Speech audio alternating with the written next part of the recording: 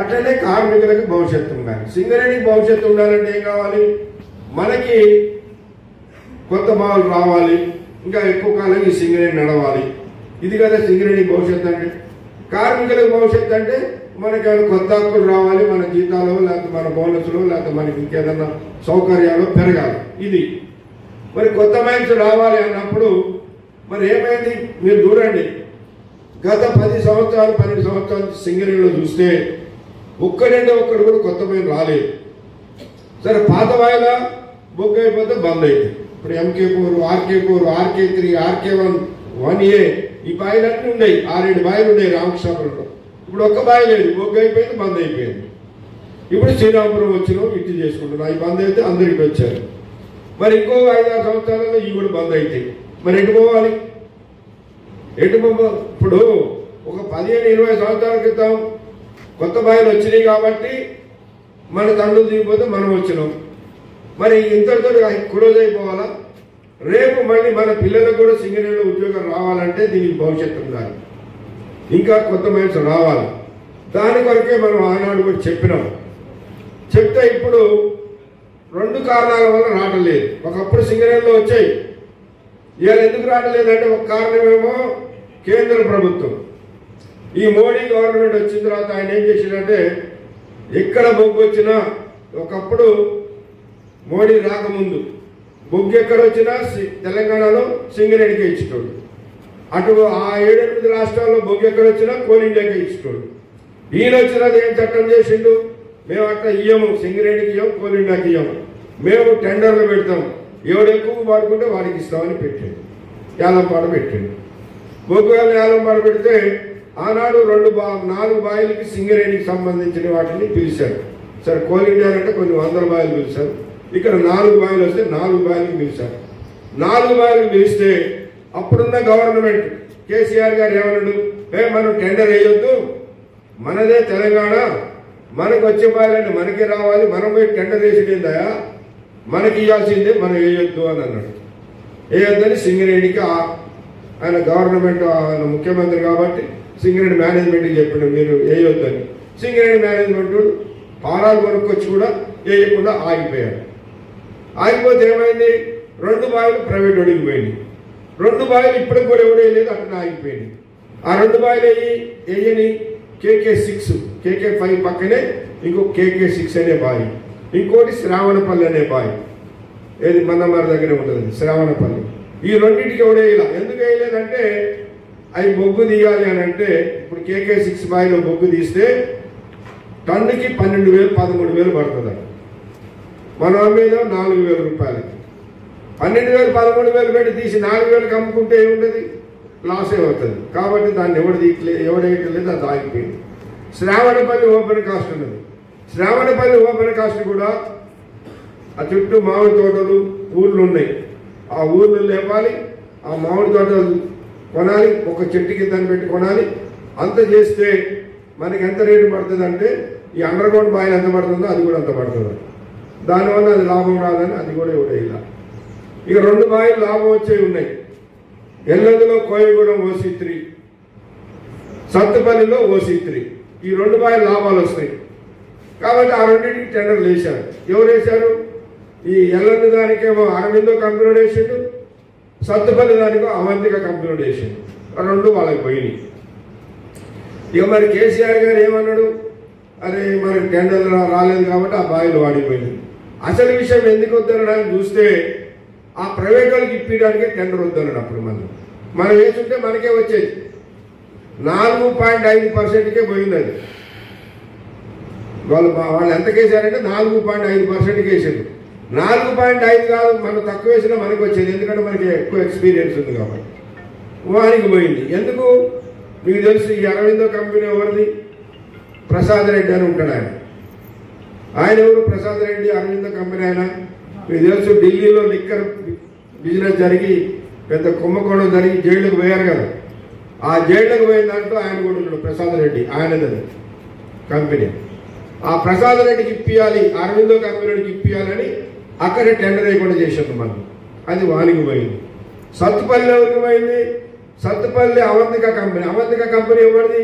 మన కరీంనగర్ ప్రతిమ శ్రీనివాసరావు అని ఉంటాడు, ప్రతిమ మెడికల్ కాలేజ్ ఉన్నది కదా, దాని ఓనర్, ఆయనకు పోయింది. ఈయనెవరు? కేసీఆర్ గారు బంధువు. అంటే అలా బంధువుకి ఇప్పించుకోవడానికి ఒకటి, అలా బిజినెస్ పార్ట్నర్, వాళ్ళ బిడ్డ బిజినెస్ పార్ట్నర్ అరవిందో కంపెనీడు ప్రసాద్ రెడ్డి, వారికి ఇప్పించుకోవడానికి ఒకటి, మన్ని టెండర్లు వేయొద్దని వాళ్ళకి ఇప్పించి, ఇప్పుడు ఆ 2 బాయిలు మనకి పోయినాయి. పోయిన తర్వాత మనం ఇప్పుడు గుర్తింపు సంఘం వచ్చిన తర్వాత ఇప్పుడు వచ్చిన గవర్నమెంట్కి లెటర్ రాసినాం. అట్లనే బీజేపీ గవర్నమెంట్లో కిషన్ రెడ్డి, ఆయన ఇప్పుడు బొగ్గల శాఖ మంత్రి అయిండు, ఆయన దగ్గర పోయి కలిసినాం. ఆయన కలిసి చెప్పినాం ఏమనంటే, ఈ ఇల్లందు బాయి ఏదైతే అరవిందో కంపెనీకి పోయిందో చట్ట ప్రకారం వాడు తీయకూడదు. ఎందుకు తీయకూడదు అంటే అది 170 యాక్ట్ ఉన్నది, ట్రైబల్ ఏరియా. అది ట్రైబల్ ఏరియా అంటే ఇప్పుడు మన ఊరు మందమని ఉన్నది, ఊరు మందమని నువ్వు పోయి 1 ఎకరం భూములు నీకు పట్టా కాదు. 170 యాక్ట్ ఎక్కడ ఉంటే అక్కడ పట్టా కాదు, అది ట్రైబల్స్కే అవుతుంది, ఎస్టీలకే అవుతుంది. అందుకని అది ఆ ఎల్లందు కోయగూడ ఏరియాలో కూడా 170 యాక్ట్ ఉన్నది, అది ట్రైబలే తీయాలి లేదా గవర్నమెంట్ తీయాలి. కాబట్టి మనకి రావాలి, గవర్నమెంట్ అనేది తీయాలి, ట్రైబల్ సొసైటీ అనేది తీయాలి. అరవిందో కంపెనీ ఎట్లా తీస్తాడు, అది క్యాన్సిల్ చేయాలని చెప్పినాం ఆయన కిషన్ రెడ్డి గారు. మంచిదన్నాడు, మేము ఇచ్చింది రాసుకున్నాడు, పైకి రాసాడు. అట్లనే ఎల్లందు బాయ్, మన సత్తుపల్లి బాయ్ ఉన్నది. సత్తుపల్లి బాయ్ ఎట్లుంటుందంటే ఎవరైనా సత్తుపల్లి పోయిన తెలుస్తుంటుంది. ఇప్పుడు వాళ్ళకి వచ్చింది మన JBROC పక్కన వచ్చింది, అటు పక్కన కృష్ణారం ఓసి ఉంటుంది, మధ్యలో వచ్చింది వాళ్ళు. ఈ మధ్యలో వస్తే ఇది ఏం చేయాలి, ఇక్కడ మట్టి తీసి ఎక్కడ పోయాలి, అటు మన దాంట్లో పోయాలి. మనం ఒప్పుకోకపోతే మరి వాడు ఎక్కడ పోసుకోవాలి, మట్టి పోయకుండా బొగ్గెట తీస్తారు. కాబట్టి మనం స్థలం ఇవ్వద్దు, మన స్థలం ఇవ్వకపోతే వాడు బావి వదిలిపెట్టిపోతాడు. వాడికి టెండర్లో వచ్చిన చట్ట ప్రకారం ఆ మట్టి పోసే స్థలం మనం ఇవ్వద్దు, ఇవ్వకపోతే మనకి ఆ బావి వస్తుంది రేపు, అది కూడా మనకి ఇది ఉంటుంది అని చెప్పినాం. చెప్పి ఆ 2 కిషన్ రెడ్డి గారికి ఇచ్చినాం. ఇక్కడ ఉన్న బట్టి ఈయన మన ఇన్ఛార్జ్ మినిస్టర్ రాష్ట్రానికి ఆయనకి ఇచ్చినాం. మంచిదన్నారు. కానీ ఇప్పుడు చూస్తే ఏమవుతుంది, ఆ సత్తుపల్లి బాయి ఏదైతే ఉందో అది మట్టి పోయడానికి అది ఎవరి రికమెండేషన్తో వచ్చినప్పుడు కేసీఆర్ రికమెండేషన్ తోటి ప్రతిమా మెడికల్ కాలేజీ శ్రీనివాసరావు అరవంతిక కంపెనీ తీసుకున్నాడు. మరి తీసుకున్నాడు, ఇప్పుడు గవర్నమెంట్ మారింది, మరి గవర్నమెంట్ మారితే క్యాన్సిల్ కావాలి కదా. ఇప్పుడు ఆయన మళ్ళీ ఈయన పట్టుకుంటాడు, ఇప్పుడున్న మంత్రులను పట్టుకుంటాడు. ఇంకా వానికి వీళ్ళకేంది, ఆ కేసీఆర్ చుట్టం అయితే ఎవడైతే పైసలు ఇస్తే అయిపోయి అన్నట్టున్నది. కాబట్టి వీళ్ళు ఏం చేస్తున్నారు, ఇప్పుడు ఆ మట్టి పోయడానికి మనం పర్మిషన్ ఇవ్వాలనే దాని కొరకు తయారు చేస్తున్నాం. మన డైరెక్టర్ పోయినసారి డైరెక్టర్ ఉండే మొన్నటి దాకా జీవీ రెడ్డి గారు అని, ఇక్కడ కూడా పనిచేసిపోయాడు మన శ్రీరాంపురం కూడా వెంకటేశ్వర రెడ్డి గారు. ఆయన డైరెక్టర్గా ఉన్నప్పుడు ఆయన ఒప్పుకోలే, అది రిజెక్ట్ ఇస్తామండి, ఇక్కడ మట్టి పోసుకోవడానికి మనం మనకి అవకాశం ఇస్తే మనం మన స్థలంలో మన JBROC దాంట్లో మట్టి పోస్తారు, మట్టి పోస్తే మన JBROC బంద్ అయిపోద్ది, మనకు ఉన్నది పోద్ది, మనకు రావాల్సింది పోద్ది. కాబట్టి నేను ఒప్పుకోనంటే ఆయన తీసేసింది డైరెక్టర్. అంటే ఏంది ఇప్పుడు గవర్నమెంట్ ఎట్టున్నది అంటే, నీ మాట వింటే నువ్వు సంతకం పెట్టమని కదా కాంట్రాక్టర్లకి లాభాలు వచ్చే కదా పెట్టమని పెడితేనేమో ఉంచుతావు, లేకపోతే తీసి పారేస్తావా. ఇది ఇప్పుడు పరిస్థితి. ఇందాకెవరు మన వీరాధర్ గారు చెప్తున్నారు, మన లీడర్ గారు వచ్చి మాది గవర్నమెంట్, అవును మీది గవర్నమెంట్, మేము కాదంటలేదు, మీది గవర్నమెంట్. మరి మీది గవర్నమెంట్ ఇప్పుడు క్యాన్సిల్ చేయించు సత్తుపల్లిది. వారికి ఎందుకు అవకాశం ఇస్తారా మట్టి పోసుకోవడానికి? మట్టి పోసుకోవడానికి అవకాశం ఇస్తే మనకి ఇప్పుడు వచ్చే JBROC చిన్నది కాదు, సంవత్సరానికి 10 మిలియన్ టన్నులు వస్తుంది. 10 మిలియన్ టన్నులు అంటే నీ శ్రీరాంపురం మొత్తం కలిపిన 10 మిలియన్ టన్నులు రాదు. నీ RK5, 6, 7, న్యూటెక్, SRP, OC, తర్వాత నీ IK1OC అన్ని కలిపిన 10 టన్నులు రాదు సంవత్సరానికి. ఆ JBROC ఒకటి 10 టన్నులు వస్తుంది. ఆ బావి బంద్ అవుతుంది వీళ్ళకి, వాళ్ళకి మట్టి పోసుకోవడానికి ఇస్తాయి. మరి ఇది మీకు తెలియదా? మీరు యూనియన్ లీడర్లు కాదా? మీకు కూడా తెలిసి ఉండాలి కదా. కాబట్టి అది చేయడానికి వీల్లేదని దాని మీద మొన్ననే కొత్తగూడెంలో పెద్ద ఎత్తున ధర్నా చేసినాం. కొత్తగూడెం GM ఆఫీస్ కార్డు చేసి ఈ సత్తుపల్లి ఓసి ఎట్టి పరిస్థితుల్లో మట్టి పోసుకోవడానికి వాడికి అవకాశం ఇవ్వద్దని చేసినాం. రేపు కనుక ఇచ్చే పరిస్థితి వస్తే ఖచ్చితంగా దాని మీద సింగరేణి వ్యాప్తంగా ఉద్యమం చేయాలి. మీకు గుర్తుండాలి, పాత వాళ్ళకి 2000 సంవత్సరాలు అంటే 25 సంవత్సరాల క్రితం ఇదే ఎల్లందులో మన కోయగూడెం OC1లో మనం తీయాల్సిన బొగ్గుని ప్రైవేట్ వాడిని పెట్టి బొగ్గుని దీపిస్తే ఏది సర్ఫేస్ మైనర్ యంత్రాన్ని పెడితే దాని మీద 13 రోజులు స్ట్రైక్ చేసినాం. అక్కడ మన బ్రాంచ్ సెక్రటరీ సారయ్యతో సహా రంగయ్య గారితో సహా అందరూ జైలుకు పంపించినాం. అయినా నిలబడ్డం, సింగరేణి వ్యాప్తంగా సమ్మె చేసినాం, అది మనం తెచ్చుకున్నాం. లేకపోతే ఇప్పుడు పరిస్థితి ఆనాడే వచ్చేది, 25 సంవత్సరాలు వచ్చేది సింగరేణి. అట్లా పోరాటం చేసినాం. ఇప్పుడు కూడా సత్తుపల్లి OC మనకే రావాలి అనే డిమాండ్ ఒకటి. రెండోది, ఇప్పుడు కొత్తగూడెంలో OC వస్తుంది, VK7 అనే మైను. దానిలో టెండర్ ఏమి ఇచ్చారు వీళ్ళు? బొగ్గు తీసేది కూడా ప్రైవేట్ వాడికి ఇచ్చారు. ఇప్పుడు మట్టి ప్రైవేట్ వాడు తీస్తాడు, OB, బొగ్గు మనం తీస్తాం. ఇప్పుడు మట్టి కూడా బొగ్గు కూడా వాడే తీస్తే ఇంకా మనం ఎక్కడ ఉంటాం అక్కడ. కాబట్టి దాని మీద కూడా మొన్న చేసినాం ధర్నా. రేపు అవసరం వస్తే సింగరేణి వ్యాప్తంగా చేయాలి. ఏ కొత్తగూడెం OC వరకు మనం ఎందుకు చేయాలి, సత్తుపల్లి OC వరకు మనం ఎందుకు చేయాలని అనుకుంటే రేపు భవిష్యత్తు మనకు ఉండదు. ఇప్పుడు మనకి శ్రీరాంపురం OC ఉన్నది, ఎంతమంది ఉన్నారు కార్మికులు? 700 మంది ఉన్నారు. ఇందారం OC ఉన్నది, ఎంతమంది ఉన్నారు కార్మికులు? 150 మంది ఉన్నారు. ఇక్కడ 800 మంది ఉన్న అదే బొగ్గు వస్తుంది, అక్కడ 150 మంది ఉన్న అదే బొగ్గు వస్తుంది. ఎందుకు? అక్కడ బొగ్గు మట్టి 2 ప్రైవేట్ వాడికి ఇచ్చినాం TRS ఉన్నప్పుడు. మరి అదే భవిష్యత్తు కొనసాగితే రేపు భవిష్యత్తు మనకు ఉంటుందా? ఇప్పుడు మన వాళ్ళు అనుకుంటారు, కొత్తగా వచ్చిన పిల్లగాడు ఇంకో 4-5 సంవత్సరాలకైనా మేము OCకి పోవచ్చు, సర్ఫేస్కి పోవచ్చు, ఆపరేటర్లో పోవచ్చు అనుకుంటారు. ఇక వాడే అంతా చేసేటప్పుడు కాంట్రాక్టరే, ఇంకా నువ్వెక్కడికి పోతావు? నువ్వు ఎప్పటికీ బాయిలోనే ఉంటావు. కాబట్టి మనము దాని మీద చేయాలి. సింగరేణి వ్యాప్తంగా మనకి బొగ్గు తీసే పని సింగరేణే చేయాలి, మట్టి తీసే పని మాత్రమే కాంట్రాక్టర్లకు ఇవ్వాలి అనే దాని మీద కూడా మనం ఉద్యమం చేయాలి. దాని మీద కూడా మనం స్ట్రక్చర్ మీటింగ్లో చెప్పిన విషయాన్ని. కాబట్టి అట్లనే మన ఇంకా కొన్ని సమస్యలు మనవి ఉన్నాయి. ఏంటిది ఈ సమస్యలు? ఇన్కమ్ ట్యాక్స్ ఉన్నది. ఇన్కమ్ ట్యాక్స్ కోల్ ఇండియాలో కార్మికులకి మన అలవెన్సుల మీద, పెరక్స్ మీద కంపెనీలు కట్టిస్తాను. మన సింగరేణి ఆఫీసర్లకు కూడా పెరక్స్ మీద సింగరేణి కంపెనీ కట్టిస్తుంది ప్రతి సంవత్సరం ఇన్కమ్ ట్యాక్స్ వాళ్ళకి. మనకెందుకు ఇవ్వద్దు? దాని మీద మేము మాట్లాడినాం. కార్మికులు అందరికి కట్టాలంటే 191 కోట్ల రూపాయలు ఖర్చు అవుతుంది, కంపెనీకి అవుతుంది. మళ్ళీ దాని మీద మళ్ళీ మేము 30% ట్యాక్స్ మేము పే చేయాల్సి వస్తుంది. అదొక 50-60 కోట్ల దాకా అవుతుంది. ఇదంతా అవుతుంది అని అన్నారు. మీరు ఏం చేసినా సరే మాకు ఆ ఇన్కమ్ ట్యాక్స్ అనేది పెరక్స్ మీద ఆఫీసర్లు కట్టిస్తున్నారు, మాకు అట్లా ఇవ్వాలి అని అన్నాం. సరే, దాని మీద కమిటీ ఏర్పాటు చేశారు. 2-3 నెలల్లో దాన్ని ఇచ్చేస్తామని అన్నారు. కమిటీలో మాట్లాడతాం. ఏది ఆఫీసర్లకు కడితే ఎంత అవుతుంది, మనకు కడితే ఎంత అవుతుంది, కోల్ ఇండియాలో ఎంత అవుతుంది, ఇవన్నీ లెక్కలు తీస్తారు. తీసి మన దాని మీద పరిష్కారం చేయడానికి అవుతుంది. అట్లనే సొంత ఇంటి పథకం కావాలన్నాం. 250 గజాల స్థలం ఇవ్వండి, ఇల్లు కట్టుకోవడానికి 20 లక్షలు 30 లక్షలు వడ్డీ లేని రుణం ఇప్పియండి. 20 లక్షలకి 30 లక్షలకి ఇల్లే కాదు, ఇవాళ రేపు 40-50 లక్షలు అవుతుంది. చాలా మంది కట్టించిన వాళ్ళు మీకు తెలుసు. కానీ మిగిలిన డబ్బులు మనం వేసుకొని కట్టుకున్నా ఏం చేసుకున్నా బ్యాంకు లోన్ ఇస్తుంది. కాబట్టి మనకి ఇల్లు అయితే సొంత ఇల్లు అవుతుంది, దాని మీద ఇచ్చేయాలని అన్నాం. ఒకప్పుడు మనం 2008లో నరసింహరావు గారు CNMDగా ఉన్నప్పుడు అప్పుడు ఒప్పించినాం ఆయన్ని.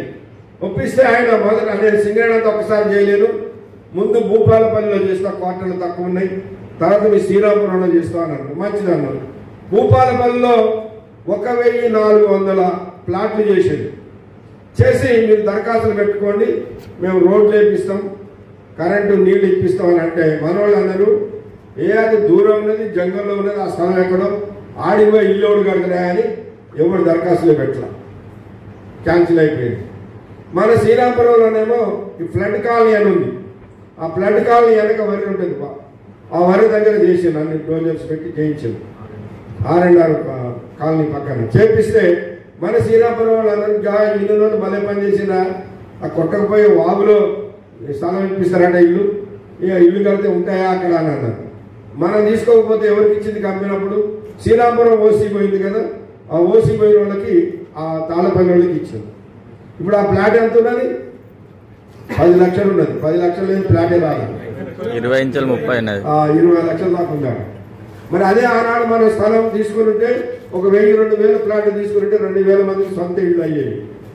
కొంచెం దూరం ఉండొచ్చు. ఇప్పుడు దగ్గరలోనే మంచిర్యాల ఆనుకొని ఉండాలనే కాదు, ఓ 3-4 కిలోమీటర్ల దూరంలో ఉన్నా సరే మనకి ఒక 2-3 వేల ఇళ్ళు అయినాయి అనుకో, సొంత మన కాలనీ అవుతుంది. అది ఒక టౌన్షిప్ లాగా అవుతుంది. కాబట్టి దాని మీద మనం ఇప్పుడు సొంత ఇంటి పథకానికి ఇవ్వాలన్నాం. దాన్ని కూడా కమిటీ ఏర్పాటు చేశారు. ఇక స్థలం కొంటారా, గవర్నమెంట్ భూములు ఎక్కడైనా ఉన్నాయా, సింగరేణి భూములు ఉన్నాయా చూస్తారు. చూసి దాని మీద కమిటీ ఏర్పాటు చేసి సొంత ఇంటి పథకానికి కూడా ఒక స్కీమ్ తీసుకొస్తారు. కాబట్టి అట్లనే మనకి సిపిఆర్ఎంఎస్ ఉన్నది. దిగిపోయిన కార్మికులకి 8 లక్షలు కార్డు ఇస్తారు. దిగిపోయినాడు మనకి 8 లక్షల రూపాయలు దానిలో బయట హాస్పిటల్కి పోతే మనం ఖర్చు పెట్టుకోవడానికి ఇస్తున్నారు. ఇంకేదైనా పెద్ద జబ్బులు వస్తే అది 10 లక్షలైనా 20 లక్షలైనా 30 లక్షలైనా కంపెనీ పెడుతుంది. ఏది ఏదన్నా మనకి క్యాన్సర్ పేమెంట్ కావచ్చు, లివర్ ట్రాన్స్ప్లాంటేషన్ కావచ్చు, హార్ట్ మామూలు ఏది స్టంట్లు వేసుకునే కావు, హార్ట్లో కూడా కొన్ని రకాల జబ్బులు ఉంటాయి. అటువంటి జబ్బులకి వాళ్ళు ఇస్తామని అన్నారు, అది ఇస్తున్నారు. కానీ మన కంపెనీ హాస్పిటల్లో పోయి జాయిన్ అయితే రిటైర్ అయిన ఆయన కార్డులో నుంచి ఖర్చు అయిన దాంట్లో 40% కట్ చేస్తున్నారు. ఒక 1000 రూపాయలు ఖర్చు అయితే 400 రూపాయలు కట్ చేస్తారు. పెద్ద జబ్బులు వస్తే మనం మామూలు వాటికి హైదరాబాద్ వాటికే పోతాం. ఏదైనా మామూలు చిన్నదానికి ఎందుకని ఇక్కడ మన హాస్పిటల్లో జాయిన్ అయితే కట్ చేస్తున్నారు. మరి 30-40 సంవత్సరాలు పనిచేసిన కార్మికుడు మన కంపెనీ హాస్పిటల్లో ట్రీట్మెంట్ తీసుకుంటే కట్ చేసేది ఇది చేయొద్దు అని చెప్పేసి అడిగినాం. మంచిదని దాన్ని ఒప్పుకున్నాను. ఇక ముందు రిటైర్ అయిన కార్మికులు ఎవరు మన కంపెనీ హాస్పిటల్లో ఇప్పుడు మామూలు మందులు ఇస్తారు, గోళీలు ఇస్తారు, ఇంజక్షన్లు ఇస్తారు, ఏదైనా డబ్బులు మామూలు ఇస్తే చూసి పంపిస్తారు. అవుట్ పేషెంట్, ఇన్ పేషెంట్గా అడ్మిట్ అయ్యి ఓ 3 రోజులు 4 రోజులు ఉండుంటే మాత్రం 40% పైసలు కట్ చేస్తున్నారు. ఇప్పుడు ఆ పైసలు కూడా కట్ చేయమని చెప్పేసి మొన్న స్ట్రక్చర్ మీటింగ్లో ఒప్పుకున్నారు. కాబట్టి అట్లనే మరి హాస్పిటల్ ఇప్పుడు మనం పంపిస్తున్నారు, హైదరాబాద్ పంపిస్తారు. మీ వాళ్ళే చాలామంది నాకు కూడా ఫోన్ చేశారు. హైదరాబాద్ పోయిన తర్వాత వాడు ఏమంటాడు, మీ కంపెనీలో సరిగ్గా బిల్లులు ఇస్తున్నాడు, కొన్ని హాస్పిటల్లో తీసుకోలేదు. కొన్ని హాస్పిటల్లో ఏమంటారు, మీ వాళ్ళు నిమ్స్ స్థాయి ఇస్తారు, మాకు అంత గిట్టుబాటు కాదు, మిగిలిన డబ్బులు నువ్వు కట్టుకుంటానంటే నేను చేస్తానని అంటాడు. అసలు ఇవన్నీ ఎందుకు? మనమే పెద్ద హాస్పిటల్ పెట్టుకుంటే హైదరాబాద్లో కార్పొరేట్ స్థాయి హాస్పిటల్ పెడితే ఏ డబ్బు వచ్చినా ఆడికి పంపిస్తే అక్కడ సూపర్ స్పెషలిస్టులు అందరూ ఉంటారు, అక్కడ ఏర్పాటు చేయండి అని అన్నాం. మంచిది అన్నారు.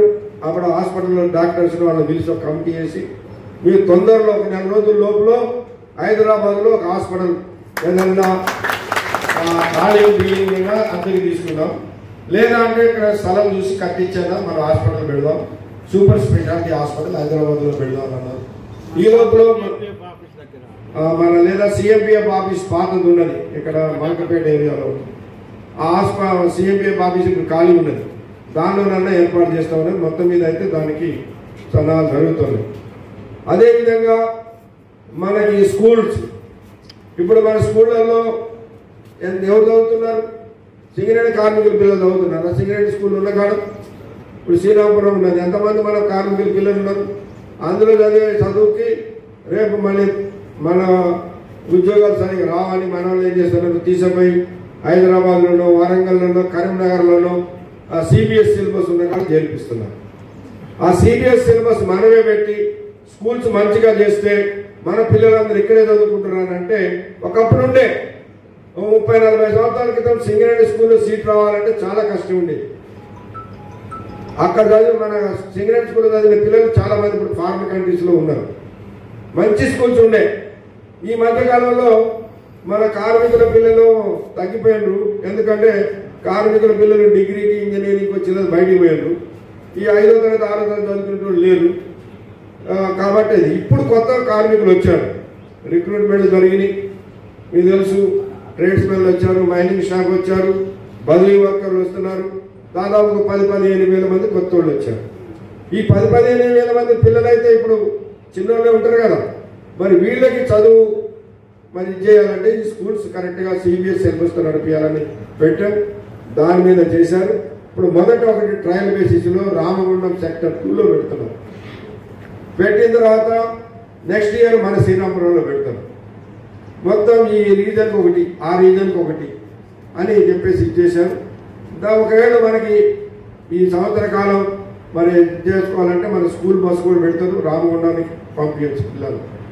మొత్తమే సిబిఎస్ సిలబస్ తోటి మన సింగరేట్ స్కూల్స్లో వస్తే ఇప్పుడు ఒక్కొక్క కార్మికుడు కరీంనగర్లో, హైదరాబాద్లో, వరంగల్లో చదివిస్తుంటే 4వ తరగతి 5వ తరగతి పిల్లగాళ్ళకు కూడా 50,000, 60,000, ₹1,00,000 దాకా ఖర్చు వస్తుంది.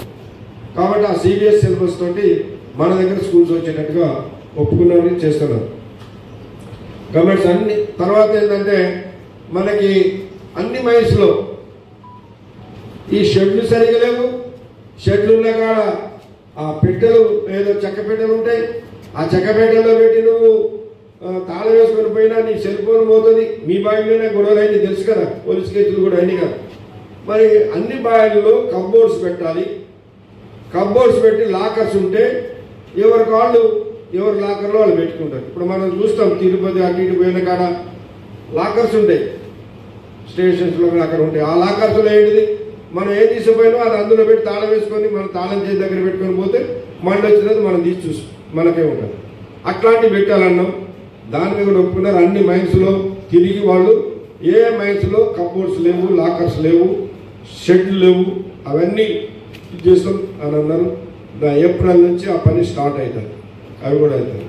తర్వాత మారు పేర్ల మీద పనిచేసిన వాళ్ళకి సొంత పేర్ల మీద రెగ్యులరైజ్ చేయాలి.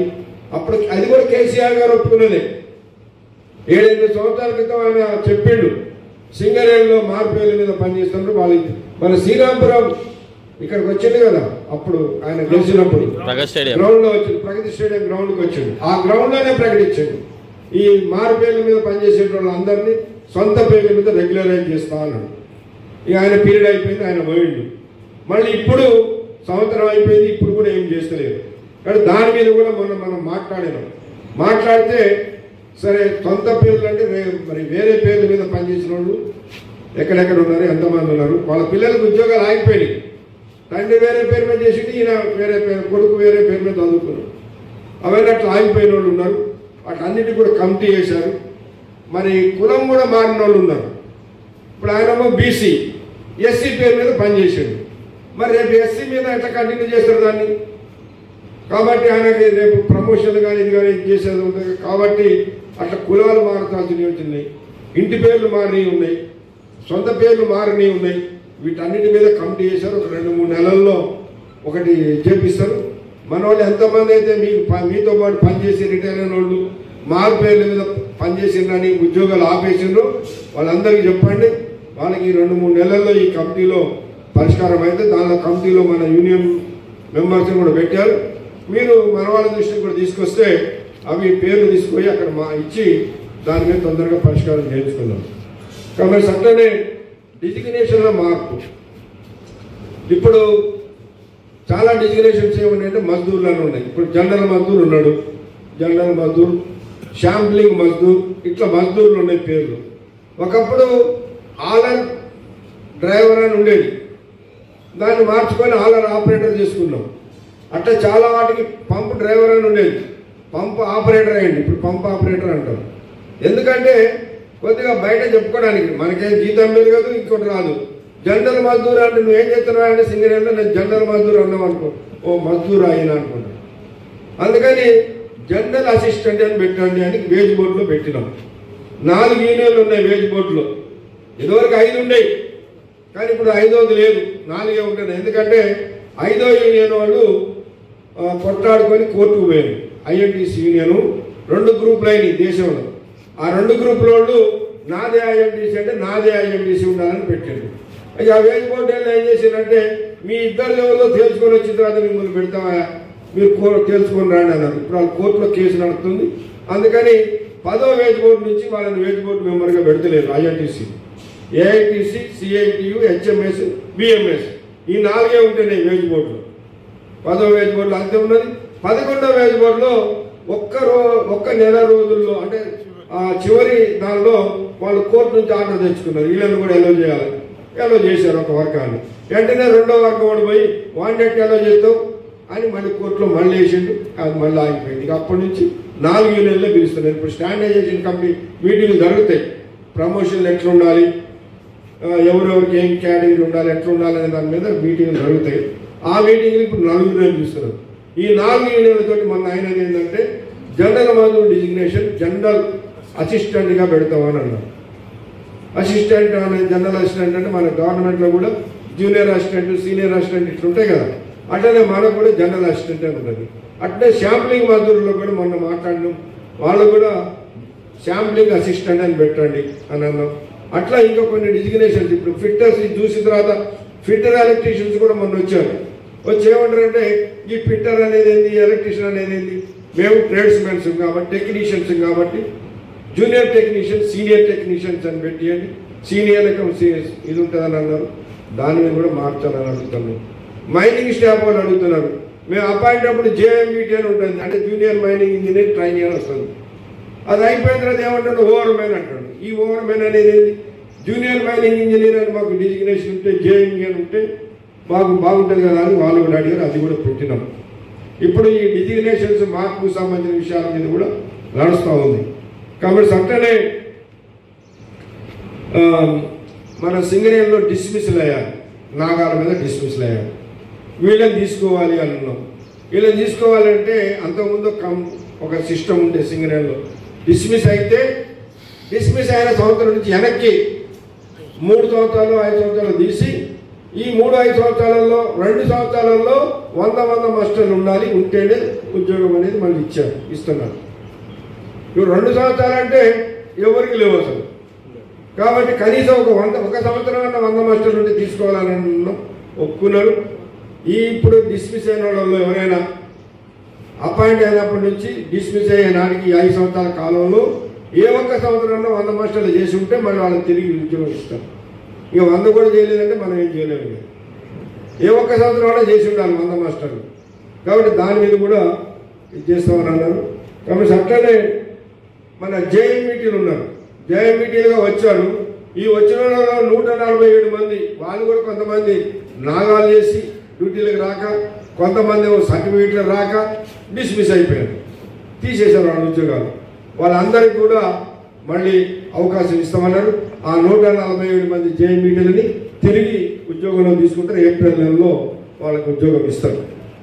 కాబట్టి అట్లనే ఇప్పుడు జేఎంఓ పోస్టులు, జేటీఓ పోస్టులు, జేఏఓ పోస్టులు ఉన్నాయి.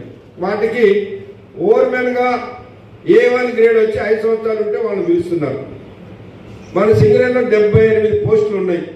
మనం పిలిస్తే 30 మంది కూడా లేరు. ఎందుకంటే A1 గ్రేడ్లో 5 సంవత్సరాలు సర్వీస్ అయిన వరకు ఆయన దిగైపోతాడు. కాబట్టి ఏ గ్రేడ్లో 5 సంవత్సరాలు ఉంటే పిలవాలని అన్నాం, మంచిదన్నారు. ఇప్పుడు ఏ గ్రేడ్లో 5 సంవత్సరాలు వచ్చిన వాళ్ళకి ఎలిజిబిలిటీ ఇస్తారు. ఇస్తే ఆ జేఎంఓలుగా కానీ, జేటీఓలుగా కానీ, జేఏఓలు కానీ పోవడానికి అవకాశం ఉంటుంది. తర్వాత మన సింగరేణిలో మన వేజ్ బోర్డులో లేని 11 రకాల అలవెన్సులు ఉన్నాయి.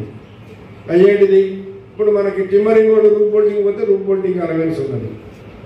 అట్లనే మనం మందు డబ్బా పట్టకపోతే జనరల్ మజదూరు మరి ఆయనకి ఎక్స్ప్లోజివ్స్ క్యారియర్ అని ఆయనకు ఒక డబ్బాకి అలవెన్స్ కట్టిస్తున్నారు.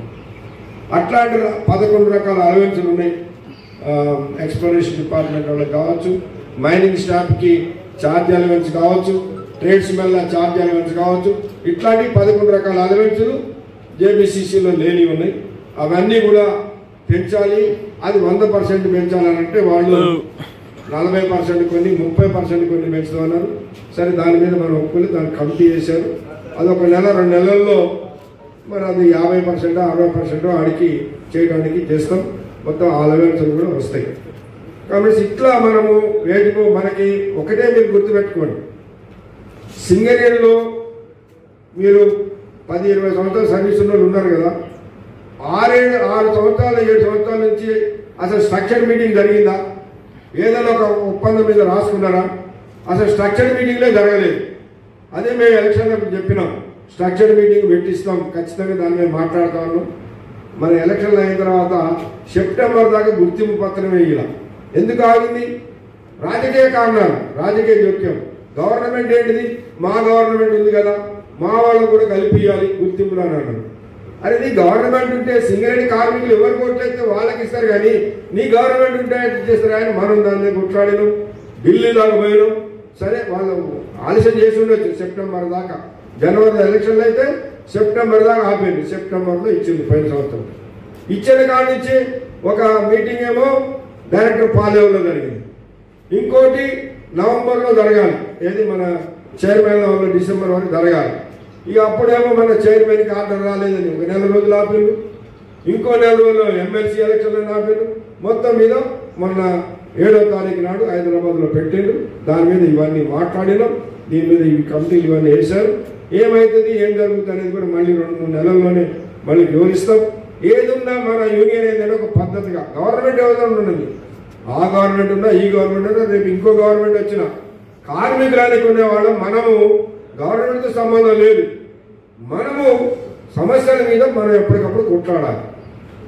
మనము మీకు గుర్తుండాలి, చంద్రబాబు నాయుడు ఉన్నప్పుడు 13 రోజులు స్ట్రైక్ చేసినాం, రాజశేఖర్ ఉన్నప్పుడు సమ్మె చేసినాం, రోషే ఉన్నప్పుడు పెద్ద ఎత్తున హైదరాబాద్కు పోయి ధర్నాలు చేసి మనకి కొత్త మైన్స్ ఏది మన తాడిచర్ల మైన్స్ రావాలని చెప్పేసి ఇచ్చేసినాం. ఆర్డర్ కూడా తీసుకున్నాం. కానీ వెంటనే గవర్నమెంట్ మారిపోయింది, కేసీఆర్ వచ్చిండు. కేసీఆర్ వచ్చేయండి మనకు రావాల్సిన తాడిచర్ల తీసుకుపోయి వారికి ఇచ్చాడు. ఇప్పుడు ఏఎంఆర్ కంపెనీ నడిపిస్తాడు, దాన్ని ప్రైవేట్ వాడిని నడిపిస్తాడు. కాబట్టి ఇక గవర్నమెంట్ వాళ్ళదైంది, యూనియన్ వాళ్ళదైంది.